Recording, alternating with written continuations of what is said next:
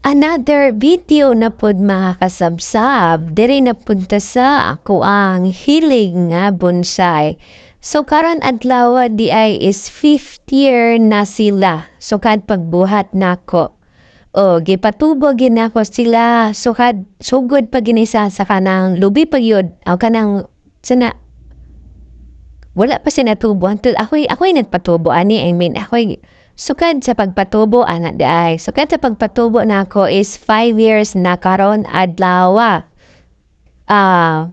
Kini siya is grabe na pag-antos nako para ma-achieve lang gid ni ang ako ang gusto nga mahitabo. So finally karon is nakitaan na gid nako nga gwapa na gid siya. So nagpa-char-char lang ko ani tungod kay birthday nila.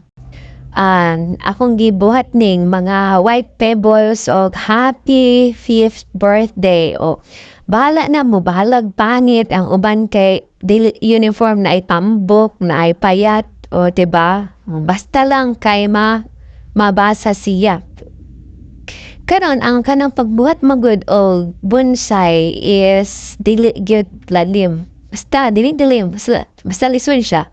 Then nasay duha pa maaging unsaon pagpatubo, pwede nimo ipatubo sa water, pwede pud nimo idiretso sa soil. So depende na sa imo ha. Then kung gusto ka ganang lahi-lahi nga mga styles, so basta imo na lang maging creative ka na lang para makuha nimo ang gusto nimo sa ilaha o diba? So kini taon na nato ni is mo na no balag pangit pagkakuha basta mabasa man pod no. Then kini siya is katumagong time nga kuan katong pandemic nagsugod gina tong pandemic kay daghan ba halos tanan mga life na to ato nagka-struggle ato mga life ato. So mura pud ni ako ang panglingaw-lingaw lang pud ato nga time to pandemic ana then hantod karon finally nakitaan na gid nako ang iyahang kagwapa. Diba? Na-achieve na nako ang akong gusto nga mahitabo para sa ilaha.